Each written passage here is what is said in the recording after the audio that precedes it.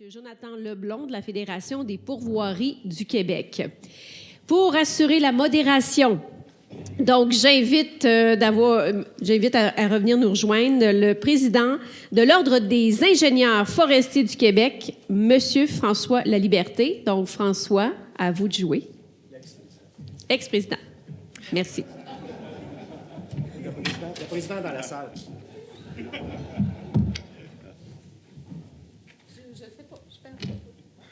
Bon, merci. Ça fonctionne. Un, deux.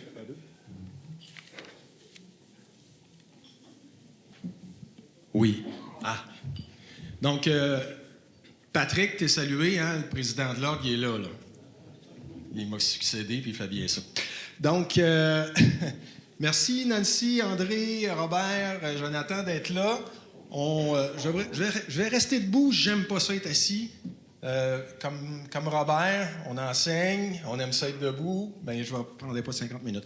Donc, on a regardé, avec le panel précédent, on a parlé d'aménagement, de sylviculture, tout ça, mais comment ça peut se mettre en marche, tout ça? Et c'est là que le principe de gouvernance devient très important.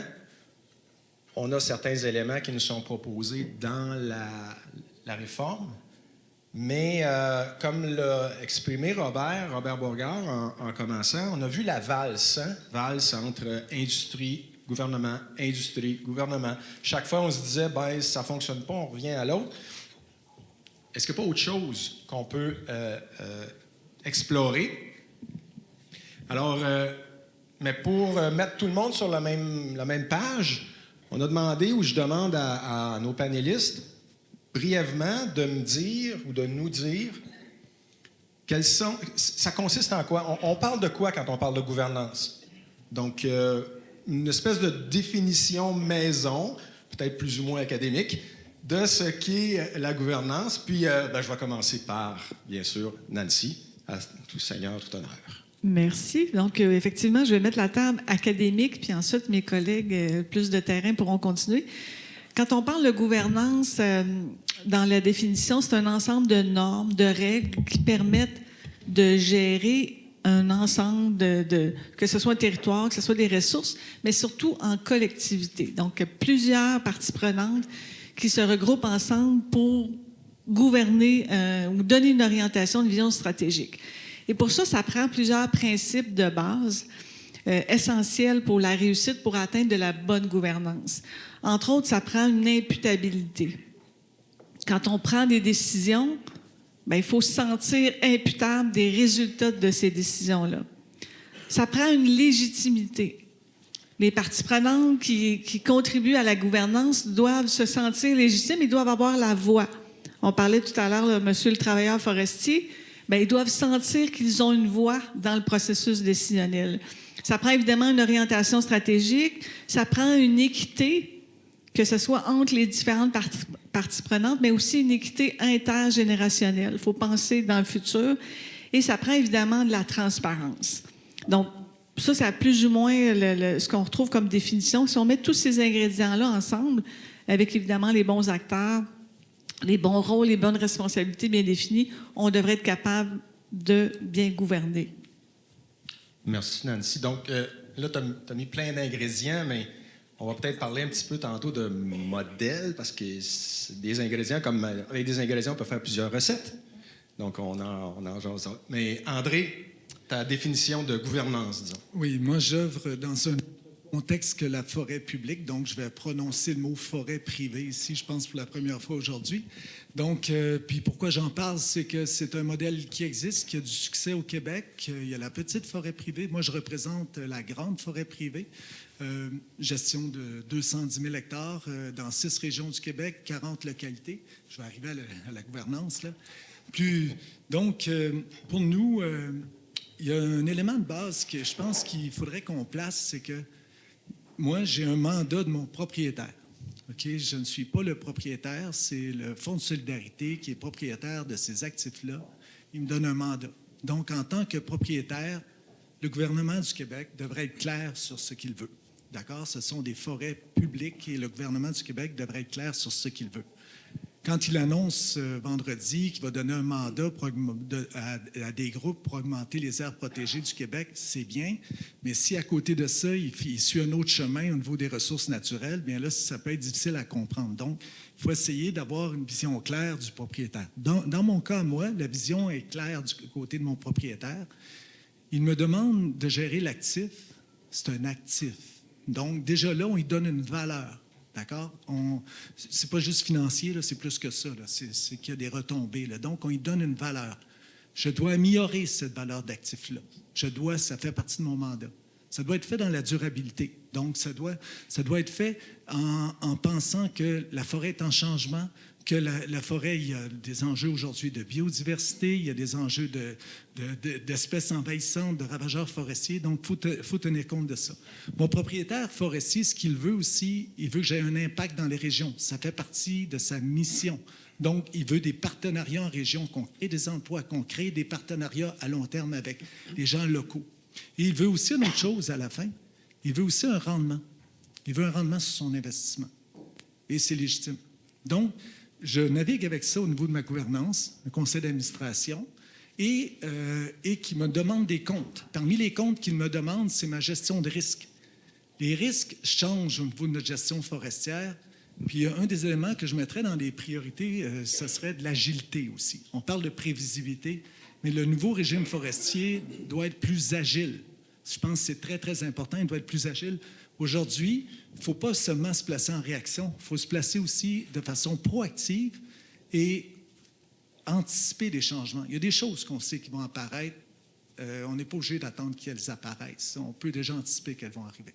Donc, c'est pour moi la gouvernance, quand je la décline un peu plus bas, il y a toutes les parties prenantes aussi sur le territoire. Donc, tous ceux qui ont des droits, soit encore on a réglé des ententes ou qui ont des privilèges à court terme, à moyen terme, à long terme. Et ça se décline comme moi, j'ai des pourvoiries sur mes territoires, des ententes à long terme avec eux, des ententes. J'ai des érablières. On est un des plus gros producteurs de locateurs de sites d'érablières en Amérique du Nord. Et on y parvient. Et puis, on ne fonctionne pas en disant « toi, tu seras dans ce coin-là, toi, tu seras dans ce coin-là ». On est plus sous l'angle de « pouvons-nous faire plus qu'une chose au même endroit pour créer à la fin de la richesse et de la valeur ». Donc, mais il y en a évidemment, en plus de tout ce que tu as dit, au niveau imputabilité, reddition de compte, bien, disons à long terme, qu'on nous oblige aussi. Merci, André. Donc, moi, je retiens le propriétaire donne un mandat, décide des grandes orientations, mais confie à quelqu'un de mettre ça en œuvre avec les meilleurs moyens possibles puis d'opérer ça. Monsieur Laplante, Robert, votre définition. Oui. Je souscris à la proposition qu'a fait Nancy, mais sous un angle très particulier. Je crois qu'il faut insister que dans la gouvernance, il y a un incontournable. C'est la nécessité du dialogue social régi par des règles qui font consensus. On ne peut pas, et on le voit avec l'exemple américain, on ne peut pas négocier avec quelqu'un qui ne souscrit pas aux mêmes règles de débat. Et ça, c'est la première chose. Et si on veut un dialogue social, il faut le distinguer de la parlotte. Le dialogue social, c'est la reconnaissance du point de vue opposé ou du point de vue convergent, mais dans un format où toutes les parties s'entendent sur une obligation de résultat. On ne parle pas pour parler. Et là-dessus, on doit bien reconnaître qu'au cours des dernières années, on a beaucoup abusé de la parlotte. On a détruit les instances de dialogue social qu'on avait mis 20 ans à construire, à toutes fins utiles, autour des CLD, autour des conseils, d'abord des conseils régionaux de développement, ensuite des conférences des élus. Et ça a éclaté complètement le cadre de la discussion, avec pour résultat qu'il n'y avait pas de résultat possible parce que précisément, il n'y a pas de cadre et de règles qui formatent les rapports entre les acteurs. Et ça, c'est l'élément le plus important, c'est qu'il faut qu'on envisage des mesures de décentralisation, d'approche régionale, avec des règles claires quant à l'objectif de résultat.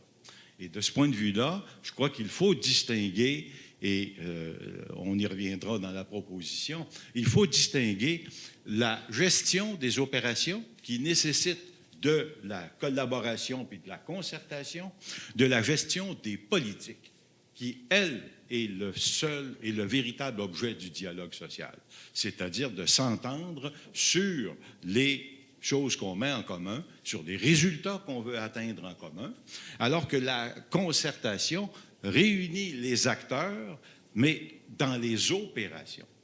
Et ça, c'est extrêmement important parce qu'on le sait que c'est un des irritants majeurs. Les pourvoyeurs s'inquiètent quand ils voient passer des skideuses.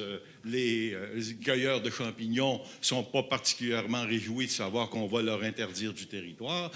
Ces opérations-là peuvent être mises au débat, mais elles ne sont pas du même ordre de gouvernance que le débat sur les politiques. Et le débat sur les politiques, il faut le faire atterrir dans les régions parce que, pour l'essentiel, non seulement les écosystèmes sont différents, non seulement les contextes économiques sont différents, mais les rapports entre les acteurs sont différents. Dans certaines régions, c'est plus consensuel, dans d'autres, c'est un peu plus tendu, et on ne peut pas penser qu'un seul format va régler pour l'ensemble. Par contre, et dans la proposition, c'est important, il faut que, à la fois, on ait un vrai ministre et un vrai ministère. C'est une bonne idée. Hein? C'est une bonne idée, un ministère, parce que c'est là qu'on peut faire valoir et exercer les choix démocratiques et la définition des grands enjeux. Mais une fois que cela est dit, il faut trouver à faire passer les objectifs sur lesquels les choix démocratiques ont été exercés, et les faire passer dans les opérations et au filtre des différences et des particularités régionales. Et là-dessus, on a un immense défi qui est celui d'avoir à réinventer ces formules-là. On ne refera pas les structures de dialogue qu'on avait, il faut en faire d'autres. Mais ce qui est inquiétant, c'est qu'on a bien du mal à imaginer, dans la proposition qui est sur la table par le gouvernement, on a bien du mal à imaginer en quoi on peut établir un véritable dialogue avec des objectifs de résultats quand on décrète par la loi qu'il y a déjà le tiers du territoire où il n'y aura pas de partenaires qui ont quelque chose à dire. Les parties prenantes sont exclues. Alors, évidemment, il va y avoir des consultations, il va y avoir des échanges, mais là, on va tomber dans le registre de la parlotte.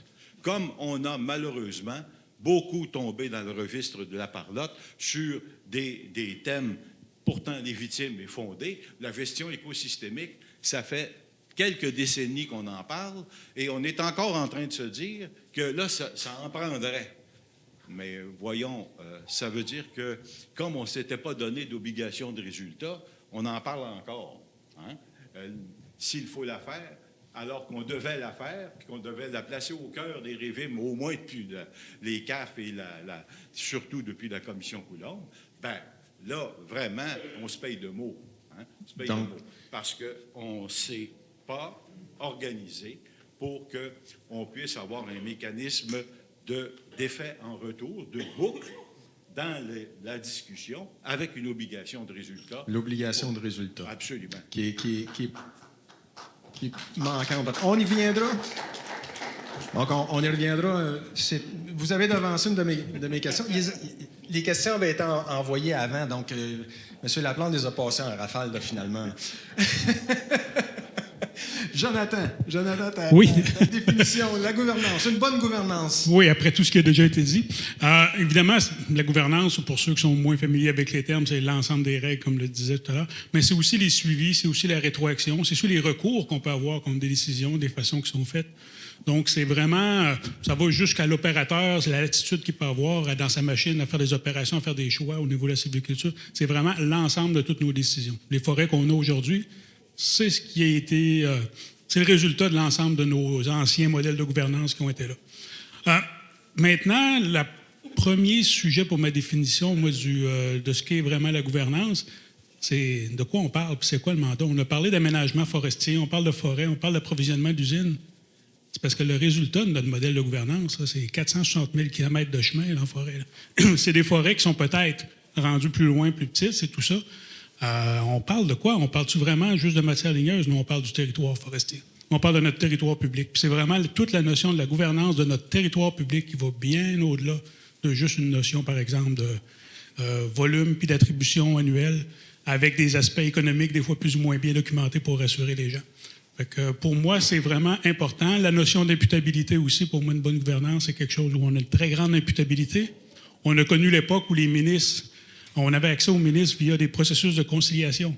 Vous mettez en place des mauvaises politiques, vous mettez en place des mauvaises choses. On avait un recours qui allait jusqu'à amener le ministre à trouver des solutions puis à se prononcer sur l'avenir de son territoire public qui est sous sa gestion. Merveilleux. Parce que dans ce temps-là, les gens sont obligés de penser à toutes les étapes.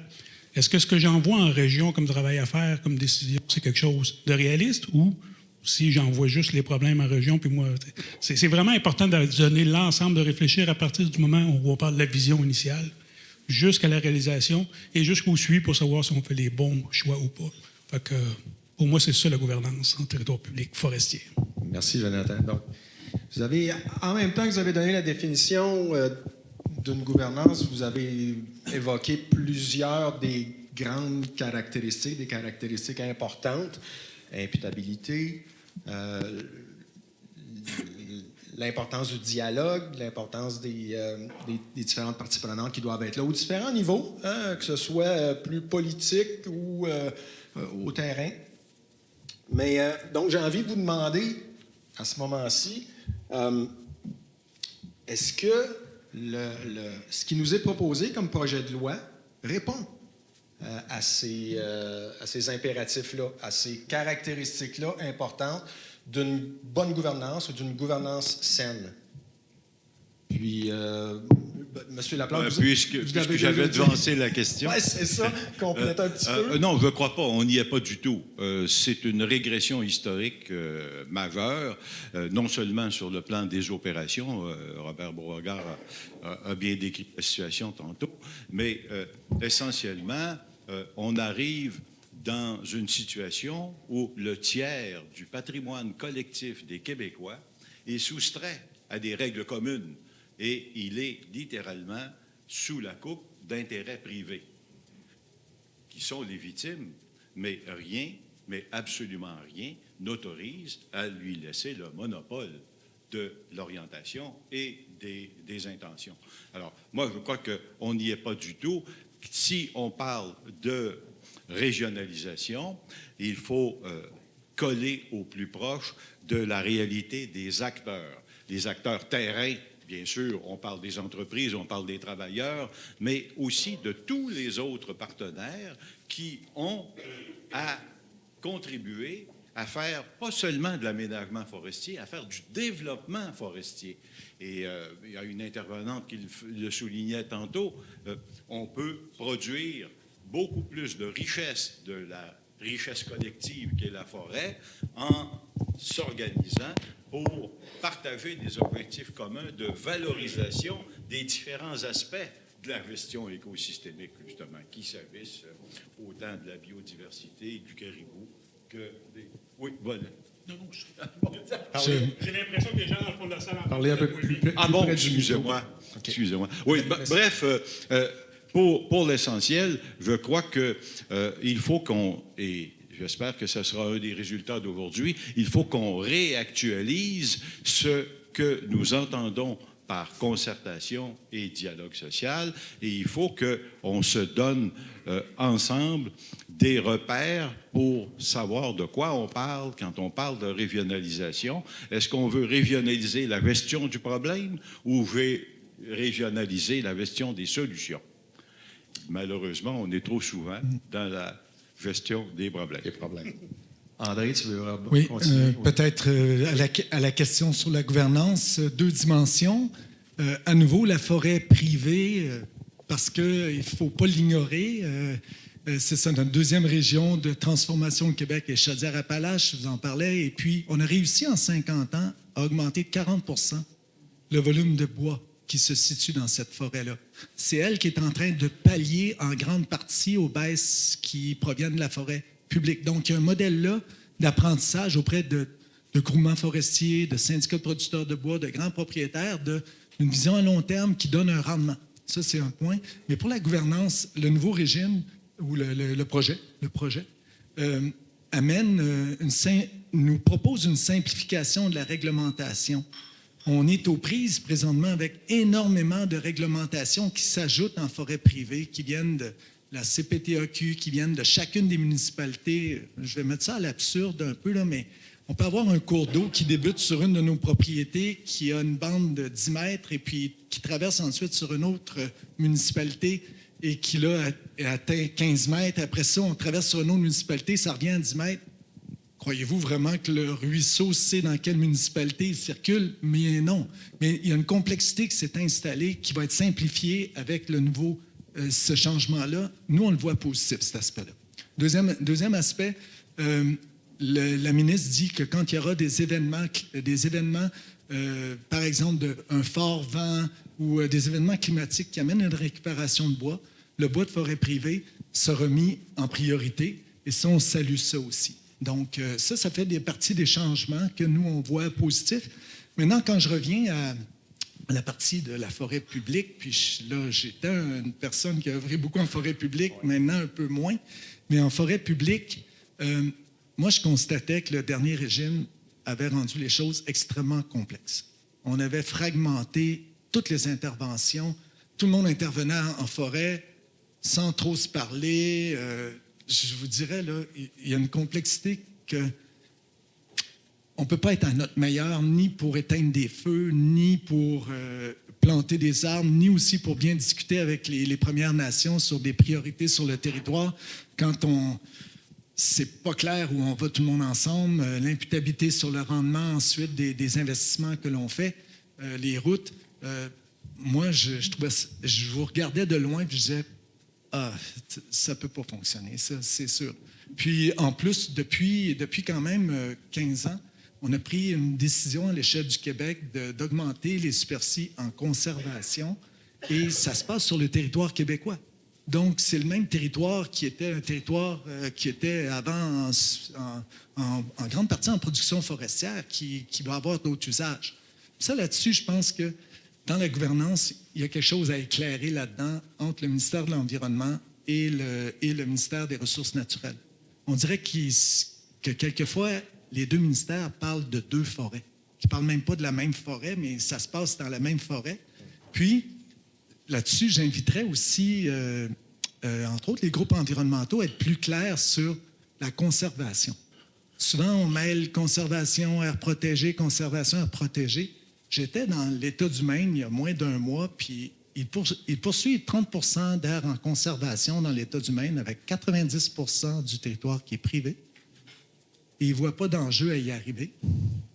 Pourquoi? Parce qu'ils sont sous l'angle conservation, qui prévoit encore des activités durables sur le territoire et pas seulement des aires protégées. Donc, le Québec, on n'a pas assez exploré nos autres choix de conservation et on est trop fort sur aires protégées. Ça amène des clivages et peut-être le clivage bien là, je vais me garder 30 % d'aires en intensification. En passant, M. Laplante, moi, je l'ai lu ça, que ça donnerait 30 % d'aires d'intensification. On a déduit ça, mais c'est écrit dans le mémoire. Bon, excusez-moi. Pourquoi? Bon, peut-être, mais je ne l'avais pas lu. Mais moi, ce que j'en pense de ça, c'est que j'ai mené la triade sur une terre privée pendant 25 ans où j'étais avant d'être chez Solifar. On ne l'appelait pas comme ça, mais on aimait le concept qui était relativement simple, qui était on garde des superficies en conservation, On va avoir des superficies en aménagement écosystémique et on aura des superficies en intensification. Après 25 ans, je vous dis, on a fait des traitements dans les forêts de feuillus pour les structurer, pour qu'elles puissent produire des érablières dans le futur. Et c'était de l'intensification, comme on faisait de la ligniculture. Après 25 ans, on a travaillé fort. Travailler fort, puis ça prend vraiment un bon alignement. Puis des fois, on n'a pas toujours des succès. On a atteint 10 %. Mais on visait 2 fois plus de productivité avec ces territoires-là. Donc, c'est pas vrai qu'on a besoin d'un 30-30-30. On n'a pas besoin de ça. Il faut y travailler fort pour y arriver. Donc, moi, je trouve que dans ce qui a été annoncé, il y avait au travers de ça même, il y avait même une bonne nouvelle, c'est que là, on dirait qu'à l'échelle de la forêt, le ministère des Ressources naturelles reconnaissait qu'il y aura 30 % d'air en conservation. Tu sais, ce qui n'avait pas été dit aussi clairement. Donc, je ne vois pas juste du négatif là-dedans. Je vois surtout des points à bien éclaircir pour bien se comprendre. Maintenant, je ne vois pas l'imputabilité. C'est ça. L'imputabilité. Je veux dire, comment on l'atterrit en termes de gouvernance? C'est plus ça l'objet là, de notre discussion, parce que oui, je pense que plusieurs le reconnaissent, il y a des éléments intéressants, mais encore. Et là, avec le dialogue qui semble être plus absent, on va dire, moins présent. Donc, Jonathan, oui, vas-y. Oui. Je pense qu'une bonne gouvernance, c'est un peu la question, est-ce que le projet de loi répond à une bonne gouvernance? Non, on est ici. Fait que si on était tout heureux, si on était en confiance sur l'avenir, on ne serait pas ici. Il y a beaucoup d'éléments qui manquent. André l'a dit tantôt, ça prend une vision, ça prend quelqu'un qui met en place la vision. Là, c'est qui? C'est plus ou moins clair. Comment que les gens vont se parler? Tout est plus ou moins clair en ce qui concerne les gens. Dans les progressions qu'on a eues dans les anciennes lois, il y a eu l'obligation d'inviter à participer quand c'était l'industrie qui faisait la planification.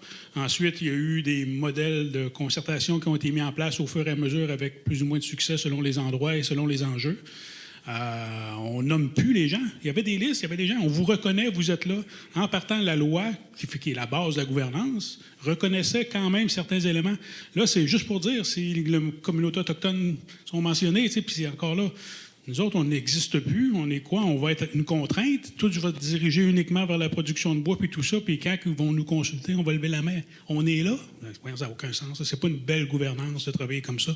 Ça prend une vraie reconnaissance. Puis ça prend des moyens simples qui vont permettre à toutes les qualités du projet de loi de s'exprimer comme il faut par la suite. Mais il manque des vrais beaux morceaux à la base pour réussir à y arriver. Donc, les mécanismes dont M. Laplante mentionnait tantôt, on ne les voit pas, là. OK. Nancy? Bien, moi, je dois dire qu'à ma première lecture rapide du projet de loi, je trouvais qu'il y avait quand même des éléments très intéressants, dont l'idée de l'aménagisme régional. Bon, enfin, on amène l'aménagement, la régionalisation sur le terrain plus proche de nos connaissances, de notre contrôle, pour permettre aux gens de se réapproprier le territoire. Bon, là, après, tu continues ta lecture, puis là, un autre éléphant dans la pièce. Jean-Pierre a parlé d'éléphant tantôt. Là, c'est rendu un troupeau d'éléphants dans la pièce. L'abolition des tables locales de gestion intégrée des ressources. C'est sûr que c'était pas parfait. On a plein d'études qui ont démontré qu'il y avait des problématiques, que les gens ne se reconnaissaient pas nécessairement dans les tables. Il manquait de pouvoir décisionnel. C'était plus la consultation, à la limite de l'information que de la concertation.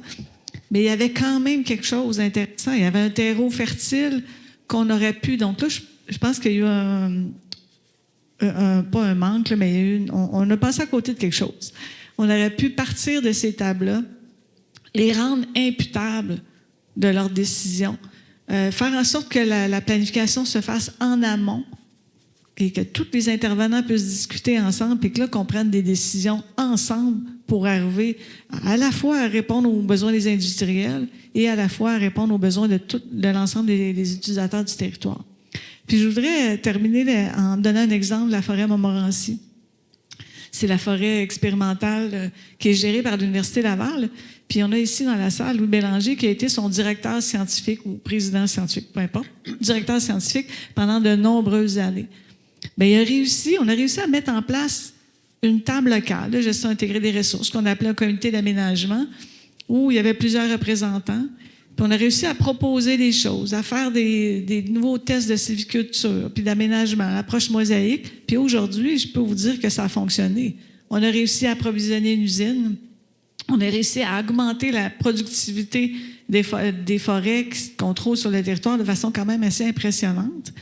Bon, aujourd'hui, on vit d'autres enjeux, mais c'est pour dire que ça fonctionne. Quand il y a une personne ou un groupe qui est délégué pour gérer un territoire en respect d'un ensemble de valeurs, bien, c'est possible de prendre les bonnes décisions, d'atteindre des résultats, puis de faire en sorte que chacun y trouve un peu son compte. Merci, Nancy, surtout d'amener cet exemple-là de la forêt Montmorency. Pour ceux qui sont moins familiers, Nancy parle d'augmenter le rendement. La forêt Montmorency produit 2 fois plus de volume à l'hectare ou en moyenne que les superficies adjacentes comparables de forêts publiques, tout en permettant, s'il y en a qui sont allés faire de la randonnée, du ski de fond sur le territoire, peut-être faire des séjours. Il y a de la pêche, il y a un peu de pêche, mais il y a de l'observation. Ils ont leur il y a permis pas de chasse. Ils ont leur permis de pourvoirie. Ils ont leur permis de pourvoirie. Donc, vous voyez que c'est possible. C'est possible de le faire. Mais pour ça, ça prend une bonne gouvernance, des bons alignements, on respecte nos objectifs, on se les fixe, on les mesure, etc. Donc, il y a des modèles. C'est peut-être là que je vous amène sur le ou les modèles. Ici, là, aujourd'hui, tantôt, Simon nous a parlé de la société d'aménagement, ce qui serait proposé comme société d'aménagement. Maintenant, c'est un concept. Est-ce qu'il y a une seule formule? Est-ce qu'une société d'aménagement doit être absolument cadrée d'une façon parfaite, ou en tout cas unique? Donc, j'aimerais ça vous entendre. Maintenant, qu'est-ce qu'une société d'aménagement ou une forme de société d'aménagement? Puis là, vous pouvez peut-être amener des exemples qui vous sont propres. Qu'est-ce que ça amènerait? Comment ça viendrait bonifier?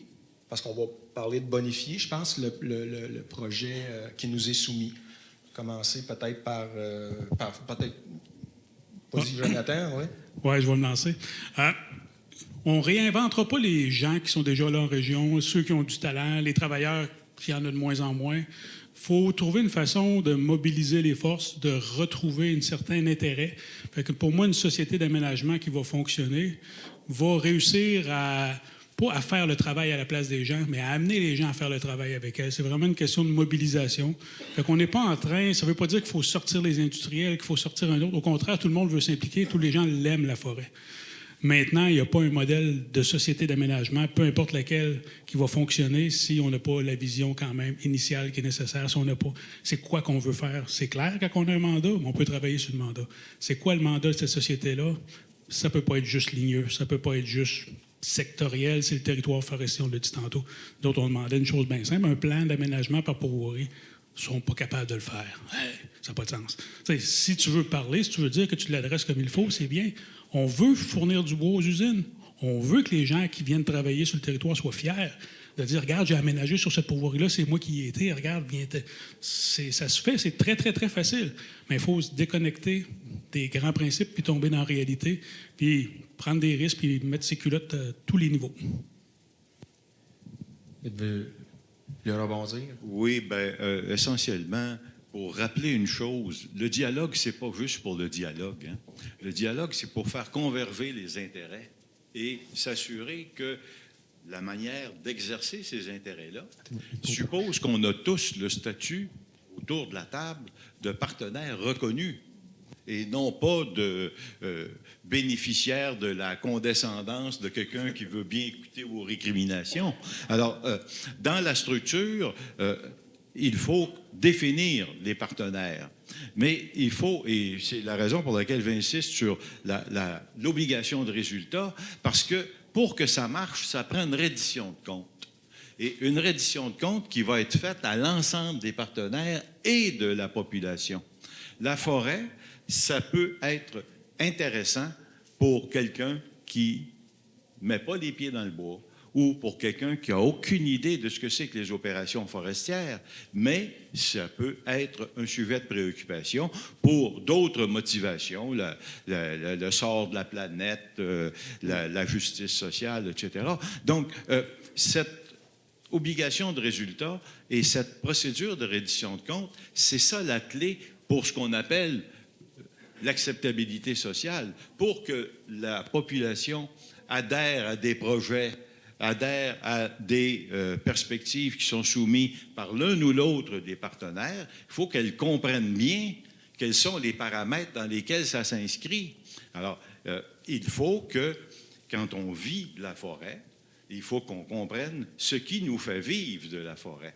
Et ça, c'est dans la structure à proposer. Je crois qu'il faut absolument définir les partenaires et je suis tout à fait conscient que ces partenaires-là peuvent ne pas être les mêmes d'une région à l'autre et qu'ils peuvent avoir des intérêts qui sont plus ou moins faciles à concilier, mais précisément autour d'une table, ces intérêts-là peuvent être filtrés quand les objectifs sont clairs. Et là-dessus, là, il y a un leadership certain à assumer de la part du ministère et, si possible, que ces objectifs-là soient compatibles avec ceux du ministère voisin. mais c'est très important de revenir à cette idée que la forêt, c'est une composante essentielle de l'économie de chacune des régions forestières. Et cette composante-là, elle met en jeu la vision que tous les résidents et les habitants de cette région-là peuvent avoir pour leur région. Et à ce moment-là, ce n'est pas seulement une vision étroitement corporatiste. Ce n'est pas juste d'un côté de l'industrie ou d'un autre le tourisme ou les groupes environnementaux ou les groupes syndicaux. Il faut que ces partenaires-là, autour de la table, agissent comme partie prenante du dynamisme et de la construction de l'économie de la région. Et ça, c'est la base pour la conciliation des intérêts. Merci, merci. Oui, André, peut-être que tu peux peut-être nous parler en même temps de faire le parallèle avec ton modèle. Est-ce que vous m'entendez? Oui.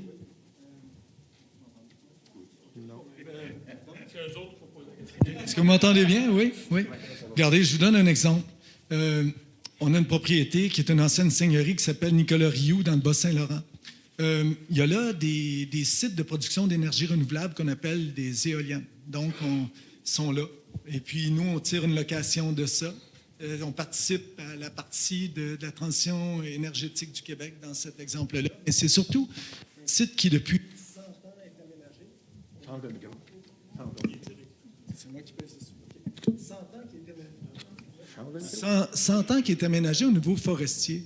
Yann Boucher, qui est ici, qui a fait des études sur Nicolas-Rioux, a montré que le territoire a été récolté 3 ou 4 fois.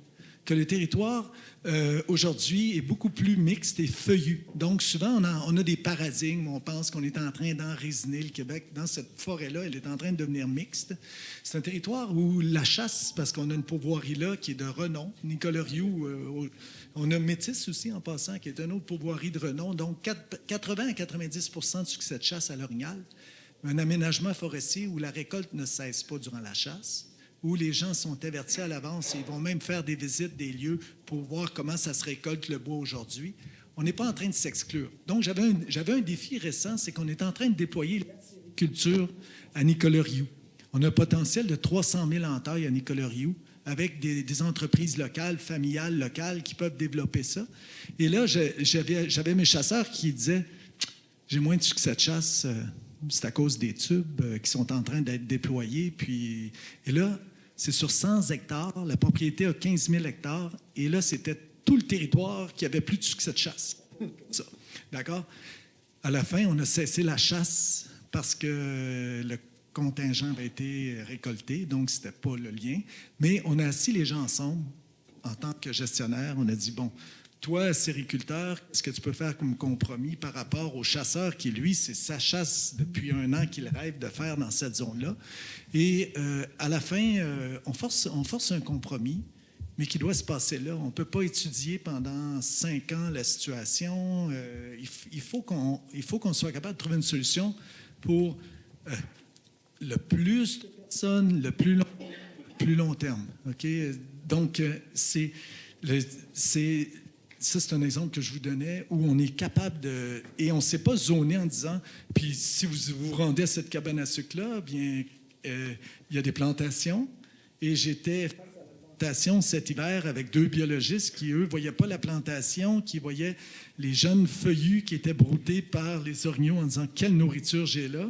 alors que quelqu'un d'autre pourrait dire « Bien, vous êtes en train de créer une monoculture, mais en réalité, on est déjà en train d'ajouter 2-3 essences de résineux au travers. » Donc, je pense qu'on est capable d'y arriver, c'est ce que je dis, sans s'exclure mutuellement en se disant « Toi, tu vas par là, toi, tu n'es pas là quand je suis là, toi, tu es... » Je pense que, donc, moi, je pense qu'à la fin, appelons-le ce que l'on veut. C'est régional, ça doit être régional, mais appelons-le ce que l'on veut. Ça prend plusieurs horizons. C'est pas une seule personne. Ça prend quelqu'un de local, attaché au territoire, imputable, des budgets, avoir un rendement au bout de ça, obliger un rendement au bout de ça. Financier, là. On ne parle pas juste de faire pousser des arbres pour faire pousser des arbres, là. Non, c'est que l'ensemble des activités, à la fin, doivent contribuer à la société, puis considérer ça comme un actif. Maintenant, le modèle, parce que tu parlais de modèle, les Américains ont beaucoup de gestionnaires de forêt. Des exemples comme Prentice and Carlisle. Tu vas dans le nord des États-Unis, il y a beaucoup de gestionnaires à la place des propriétaires. Beaucoup de gestionnaires à la place des propriétaires. C'est des modèles existants qui gèrent à long terme. Nancy, c'est toi qui as peut-être avant la période de questions-interventions, le dernier petit mot sur une société d'aménagement. Là, ça bonifierait comment là, ce qui nous est présenté comme projet? Bien, en fait, peut-être rappeler qu'il y a plusieurs formes, plusieurs modèles qui existent. Puis François et moi, on s'est amusés l'an dernier à faire un inventaire très, très rapide. Puis ce qu'on a découvert, c'est que dans certains pays, comme dans les pays scandinaves, on crée carrément des sociétés d'État. Donc là, on parle vraiment d'indépendance par rapport à l'État. Mais l'État fixe des objectifs de rendement financier. Il faut créer de la richesse, que ce soit par les mètres cubes, que ce soit par le multirécréatif. Il faut créer de la richesse. Donc, vous devez atteindre tel niveau de redevance à l'État pour ramener ça dans les coffres du gouvernement.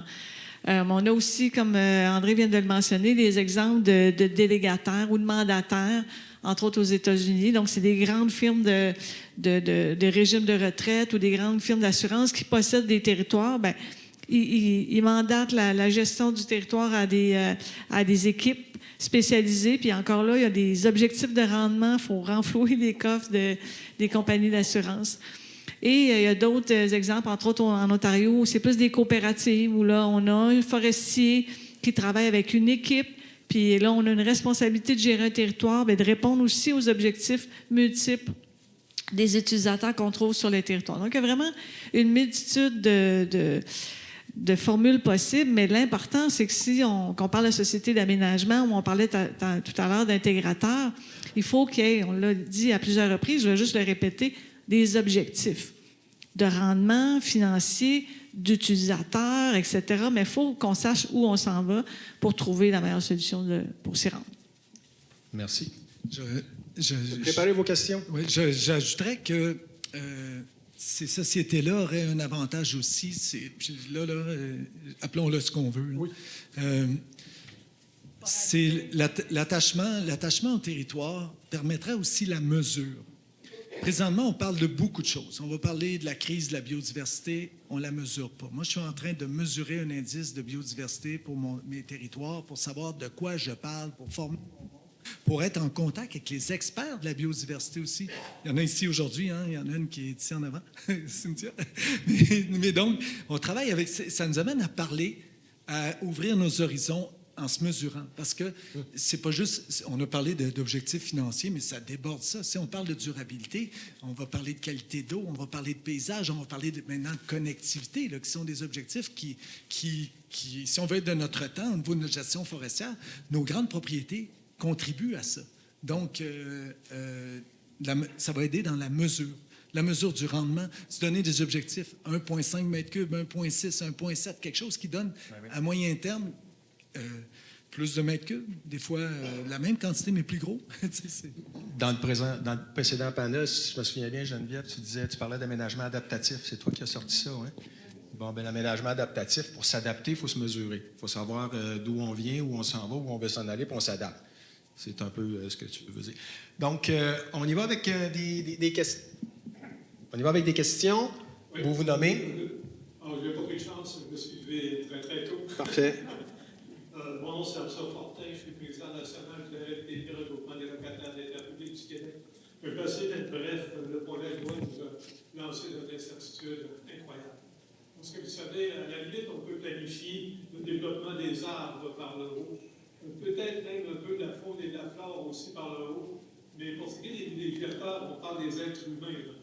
Et il y en a 40 000 qui sont en forêt, et ils ont des pratiques très, très lointaines, peut-être pas aussi ancestrales là, que nos amis autochtones qui sont venus nous parler tout à l'heure, mais on hérite souvent de notre chalet d'une génération à l'autre, et ainsi de suite. Alors, on mérite d'être entendu. Madame a fait référence tout à l'heure au Telgir. Écoutez, sur les Telgir, on invite les villégiateurs, mais on n'est pas dans l'article 55 de la RADF. On essaie de le demander, il y a 10 groupes qui sont mentionnés là, et les villégiateurs ne sont même pas là. Et quand on invite les villégiateurs, moi je suis sur une Telgir, tu y vas bénévolement. Tu es assis là à travers tous les ingénieurs, tous les ministères qui peuvent exister en région, les NRC et ainsi de suite. Puis on dit, mais essayez de trouver un bénévole qui viendrait quelque part. Et quand on va là, en plus, dans la TGR, c'est pas décisionnel à ce que je sache, c'est consultatif. Et moi, je m'en vais un peu par là comme villégiateur. Quand on va dans une TGR, il faut avoir un peu de formation au départ. Moi, je pense qu'une des solutions de la forêt au Québec, là, ça va de la connaître mieux et d'éduquer les gens de la forêt, puis très, très tôt. Parce que nos générations qui s'en viennent en arrière, à force de regarder les télévisions et les médias, ils rêvent peut-être de vivre au Mexique, ils rêvent de vivre un peu partout dans le monde, mais ils ne savent pas quelle sorte de mine d'or qu'ils ont vers le nord.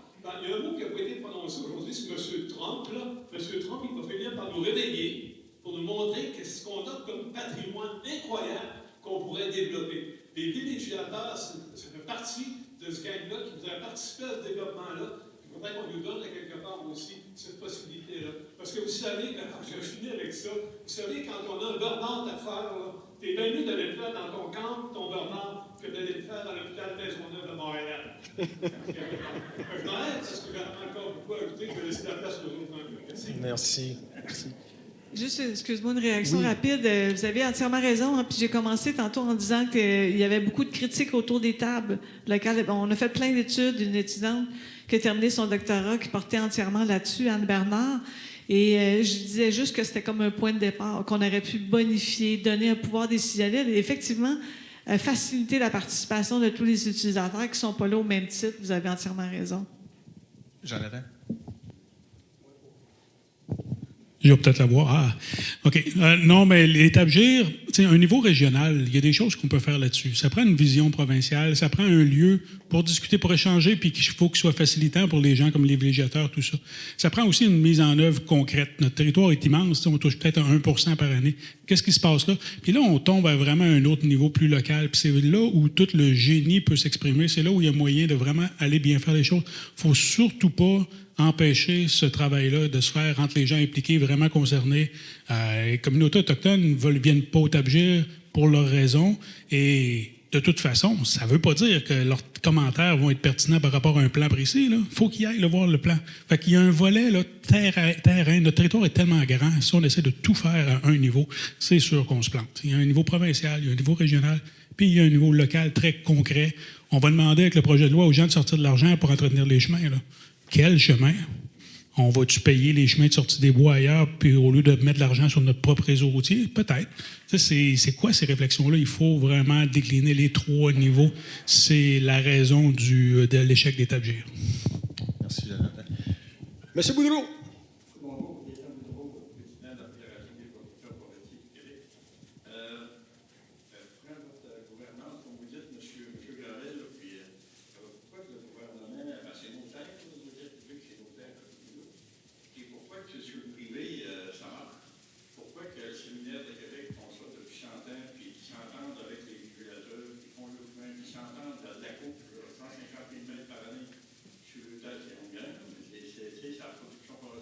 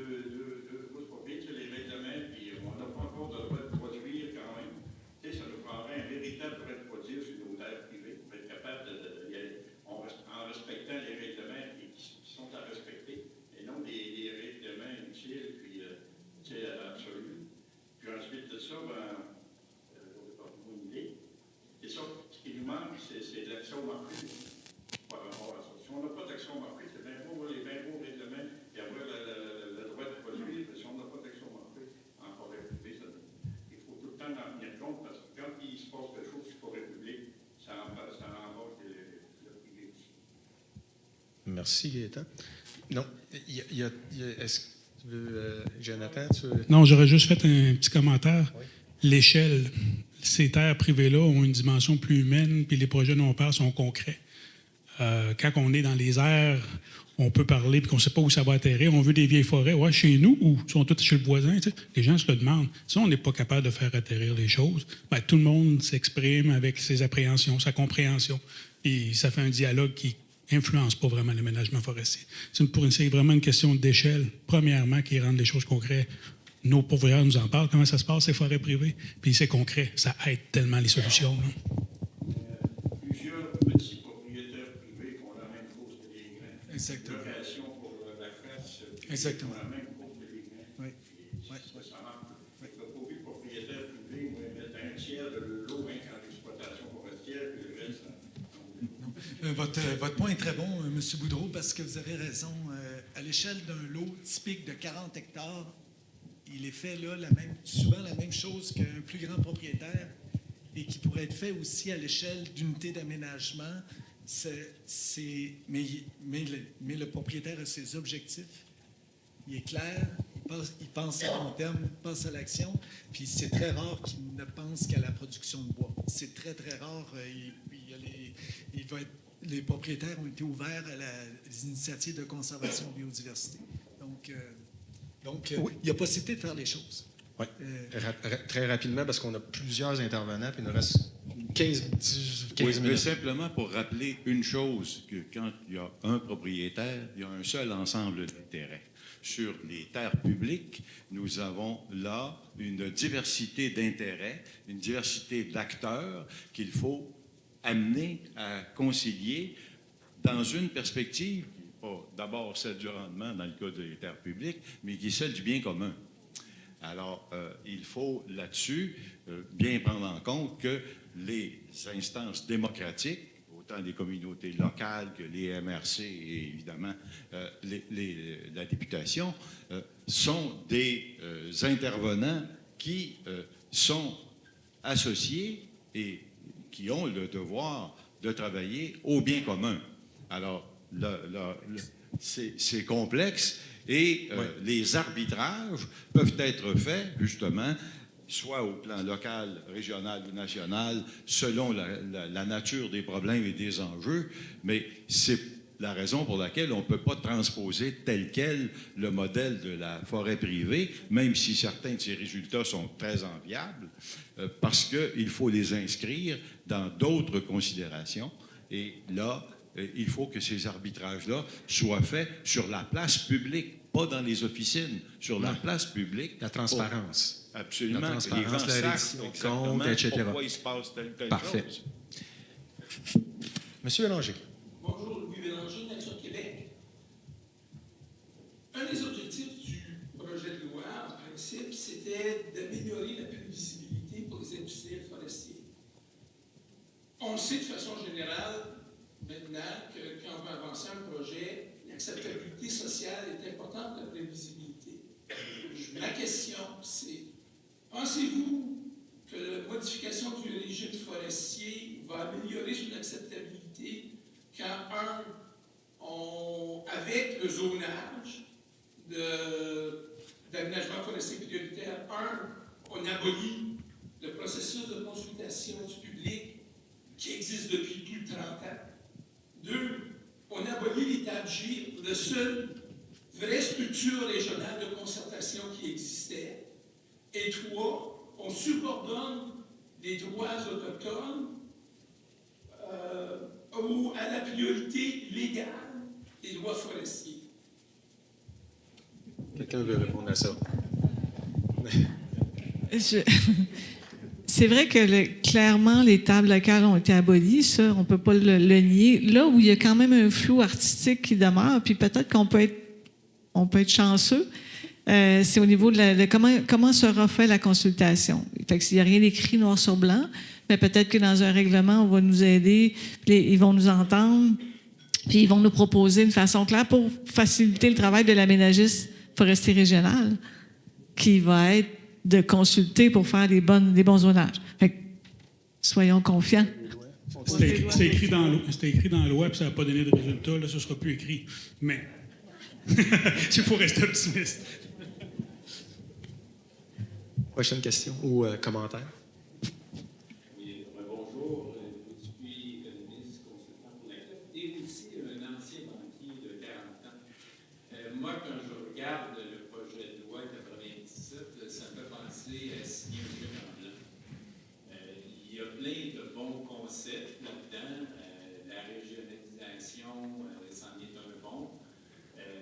Tout le monde est d'accord pour la prévisibilité, là, que vous soyez d'une ZEC, propriétaire d'une pourvoirie, un entrepreneur forestier, un industriel.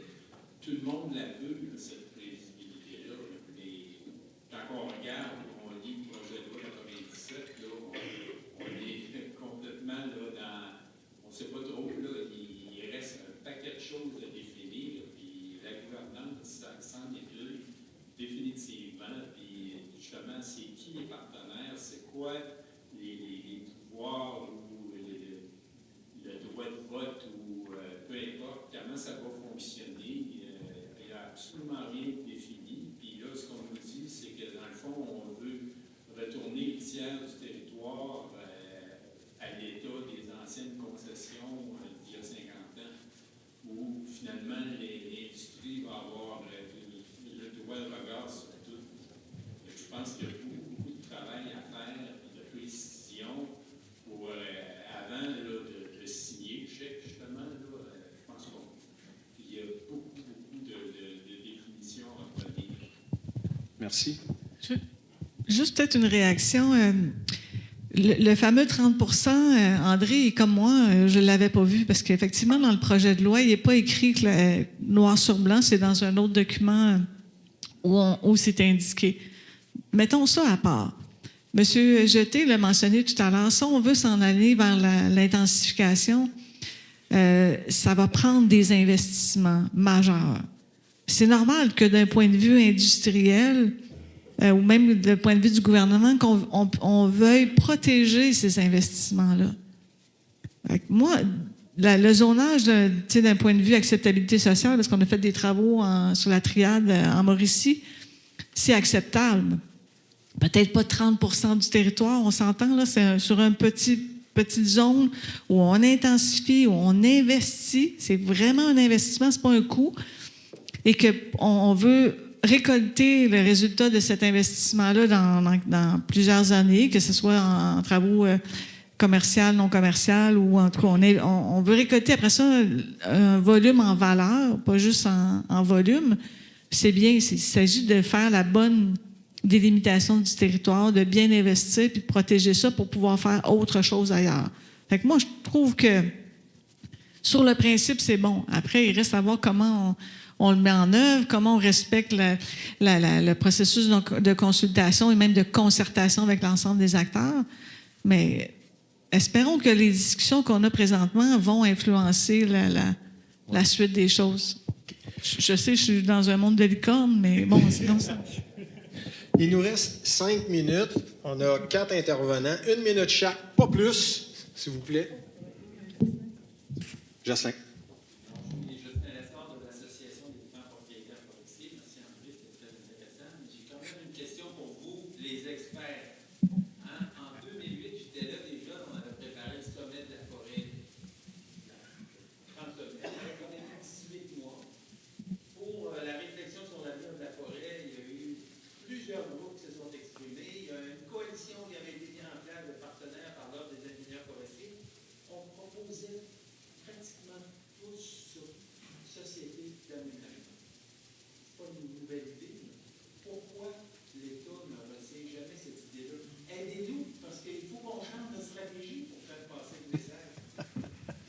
Y a-t-il quelqu'un qui a une réponse vite, solution?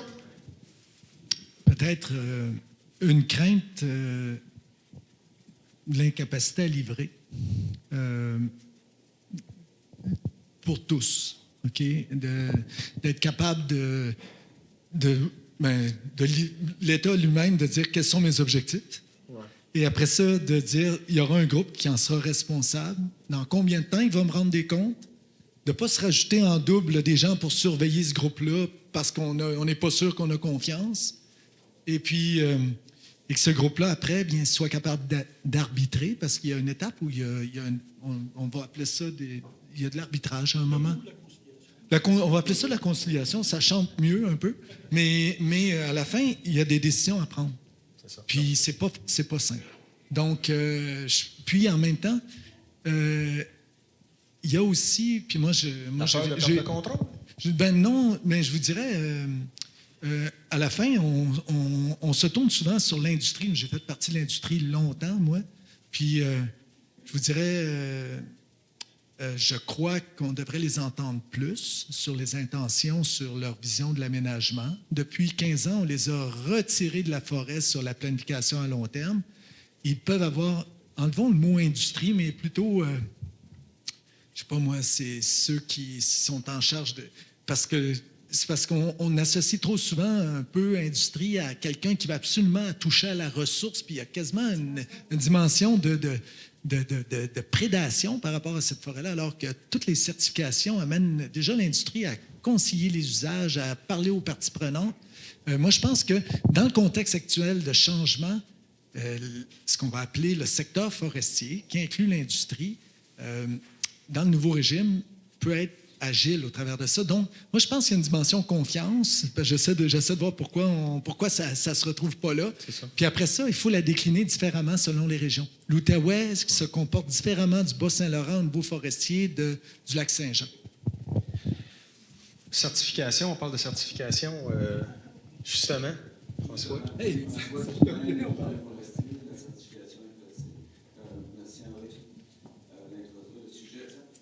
On a à cœur tous ces sujets-là de concertation. On est quand même ici, qui amène les parties prenantes ensemble. Sur un conseil d'administration, il y a plusieurs personnes ici qui ont fait partie, qui font partie d'un conseil d'administration, que ce soit au niveau social avec les syndicats, au niveau autochtone, au niveau industriel, puis certainement au niveau environnemental. Ma question va être très simple.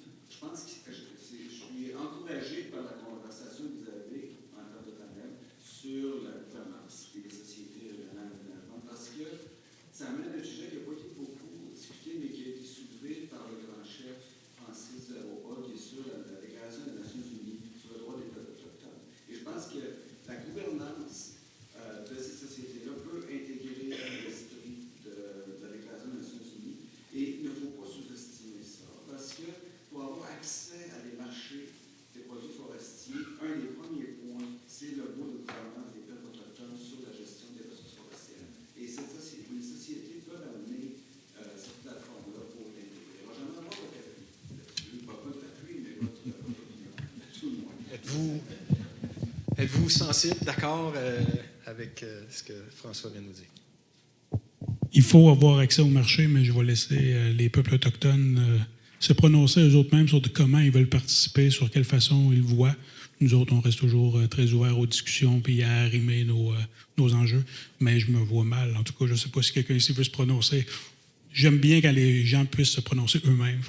Je vais laisser le loisir aux peuples autochtones de faire. Je pense que, Jonathan, ce que tu as dit, justement, c'est qu'il y a leur place. Et voilà. Avant-dernière, oui. Bonjour, Louis-Joseph Saucy, conseiller à la recherche au syndicat de la fonction publique de la République du Québec, le CPQ. Une question sur les modalités de ce que pourrait être une forme institutionnelle où on s'y retrouverait pour l'intérêt collectif. Une des principales avancées de notre régime actuel, forestier, après la commission Coulomb, ça a été entre autres de se donner une planification forestière enfin sous responsabilité publique pour nos territoires publics. Fait que ça, déjà, ça passerait à la trappe avec le projet de loi 97. On avait des modalités de participation, concertation avec les tables de gire. Oui, c'était pas parfait. Ça, là, on s'en retrouve dans le flou. Il y aurait quelque chose à inventer, réinventer autour de ça. Si on part, par exemple, parce que là, ils ont une proposition sur la table qui ne fait pas notre affaire, c'est pas pour rien qu'on est ici. On on se donne l'occasion de réfléchir à ce qui pourrait être mieux, puis autrement. Entre autres, autour d'une forme de gouvernance. Question, si on se donnait quelque chose comme un jeu de 3 critères, là, qui semblent d'intérêt public, entre autres, justement, une responsabilité publique d'une entité neutre pour la planification forestière, un besoin de régionalisation, concertation accrue, là, parce que ça, on a bien beau se dire, le modèle n'était pas parfait, puis ça prendrait quelque chose d'encore plus adéquat là, pour une concertation, puis vraiment qu'il y ait des acteurs de tous ordres qui puissent être authentiquement consultés, puis que ça montre. Mais aussi la responsabilité ministérielle et l'équitabilité démocratique, parce que, la question là-dessus, les sociétés d'aménagement forestier qui avaient été proposées là, en 2008, il y avait plein de groupes que j'aurais même pas besoin de nommer, qui critiquaient cette proposition-là, entre autres parce que ça aurait constitué un recul sur le plan de la responsabilité des élus, responsabilité démocratique. Puis, je pourrais ajouter, ça pourrait donner un régime complètement éclaté à l'échelle québécoise d'une région à l'autre. Est-ce qu'il ne pourrait pas y avoir une entité publique qui réponde à ces 3 critères-là? C'est-à-dire aussi une harmonisation et une régionalisation forte, une équitabilité forte, puis aussi une planification qui reste dans les mains d'une autorité publique. Par exemple, en tout cas, je lance la question. Est-ce possible? Réponse très rapide. Une proposition là-dessus, autour des aménagistes forestiers régionaux. C'est très dangereux de se perdre quand tu veux tout traiter à un seul endroit. Fait que des fois, avoir une vision stratégique, avoir du recul, les gens, c'est pas mauvais, mais il faut pas qu'une personne dicte, puis les autres, il faut permettre aux 3 niveaux de s'exprimer, de s'influencer, puis de contribuer aux objectifs, que ce soit création de richesse, que ce soit conservation. On peut tout y contribuer, même par des petits gestes un petit peu partout. Pourquoi qu'on s'en priverait? Une seule structure, moi, j'ai bien peur qu'on se concentre sur quoi? Sur le fonctionnement de la structure, puis que le territoire prenne le bord. Mais on peut avoir une unité de référence commune. Et là-dessus, dans le document, il y a un glissement qui, moi, m'a fait tiquer un peu, parce qu'il ne faut pas retenir l'unité d'aménagement comme cadre de référence.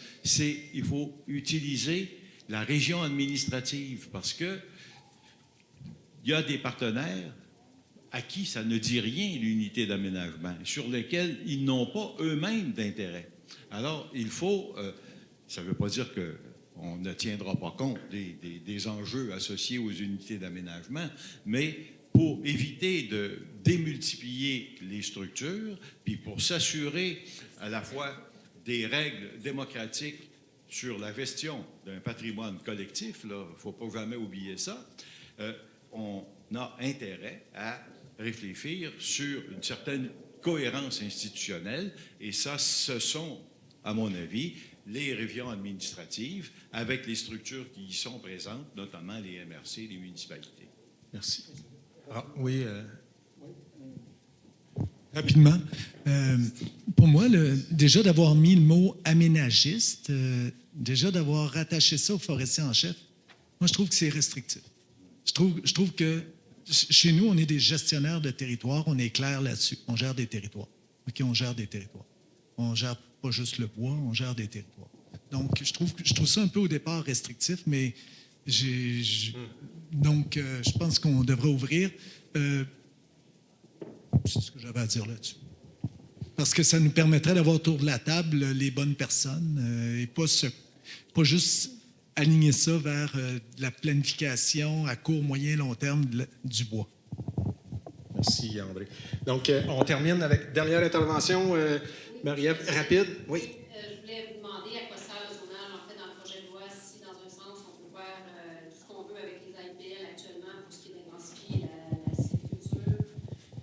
Indépendamment du fait que moi, je crois que le zonage, pour l'instant, sans pouvoir atteindre 30 c'est utopique qu'on fasse 30 d'intensif. Donc, le zonage est déguisé en évacuation, la dépossession des Premières Nations et des autres utilisateurs, c'est sur un minimum de 30 de superficie, pour laisser la place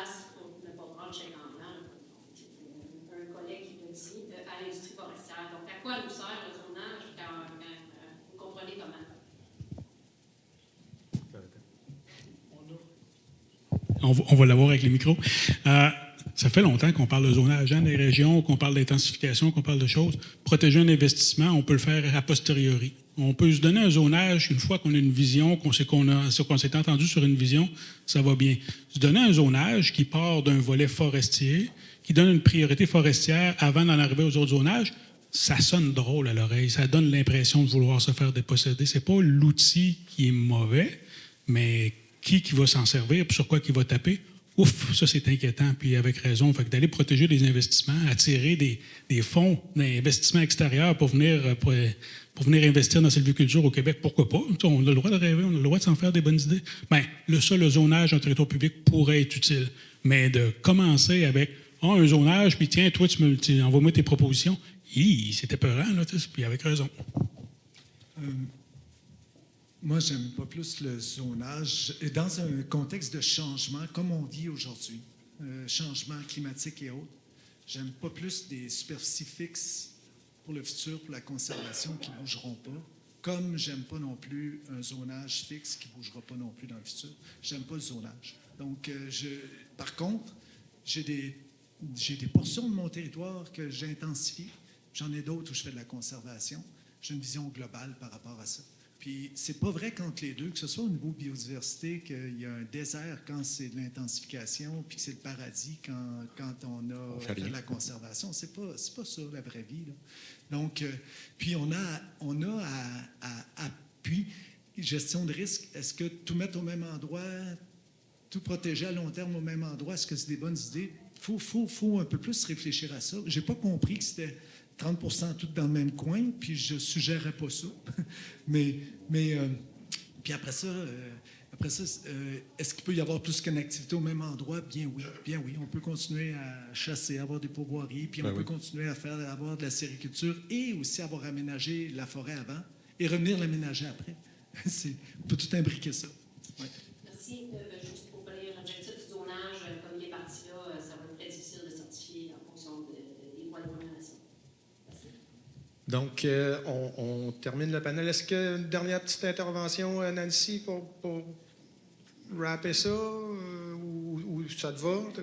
Tu as dit ce que tu avais à dire, Jonathan, Robert? Bien, juste très rapidement, notre objectif, c'est de maintenir des emplois forestiers. Hein? C'est pas du tout le faire. On parle de beaucoup, mais c'est vraiment dans la façon d'aménager puis de produire ce bois-là que tout se passe. Fait que notre gouvernance est vraiment à ce niveau-là. Fait que bonne chance avec les défis pour tout le monde.